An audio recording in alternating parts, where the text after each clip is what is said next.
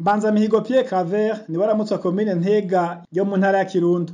Abanyagihugu arongoye mwagiriza kunyuruza amafaranga abatoza agasakisaki avuga ko ari gufasha abazoba bahuye n'ivyago biterwa n'ibiza. Umuryango w'umwumuka utangishwa ku nguvu amafaranga 2,000.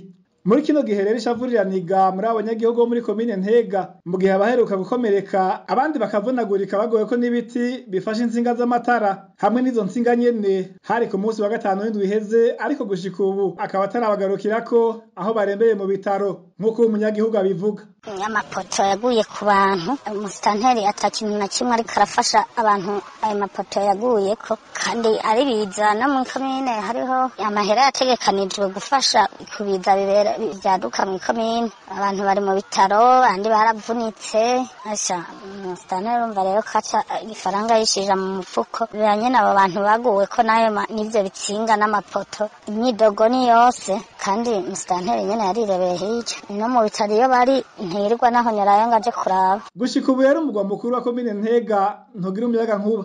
Vyongeye ngo amasanganya nk'aya bayakiriko mu gihe vyo gusubiriza ibiti vy'amatara vyaboze bifatwa minenegwe muri iyo komine, ndetse musitanteri akaba atagera umutwe no kugurisha ibikoresho bigenewe ico gikorwa nk'uko isoko ryacu muri komine Ntega abandanya bivuga. Ni guhera aho transformateur iri kugera kw'ikomine, guhera kuri lycée communale ku Ntega gushika kw'ikomine, amapoto yose kugereje yari hasi niho baza kuyavyura. N'amapoto rero bari bazanye ngo bayasubirize mu myaka yahera, ngo baciye ngo bayagiramwo amanyanga bayagurisha bayatwara mu Cibitoke, kandi imodoka yari yamaze kuyashikana muri komine Ntega. Ubu rero baza barazana ubupoto butonyi baca barementanya bagahambiranya ko n'ivyo bigegene nyene vyamanyutse. Nubundi twiteze ayandi masanganya azoza araterwa n'umuyaga nkuba. Abanyagihugu na cane cane abikorewe twaba bakoresha umuyaga nkuba mu mirimo yabo ya misi yose ntibagira ayo bacira nayo bamira mu gihe batozwa amafaranga uko bukeye ko bwije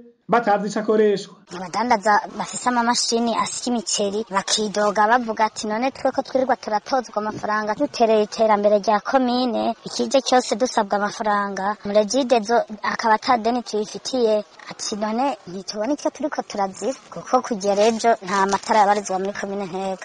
Kandi ari kwiyera ry'imiceri, imvura irinzigwa ntihabura amapoto atembagara, duca tumara nk'imisi ata matara dufise kuko zaraboze hari n'izishinze mu mazi. Mu ruganda rwa RPA twarondeye Mbanzamihigo Pierre Claver, musitanteri wa komine Ntega, ariko ntitwashoboye kumuronka.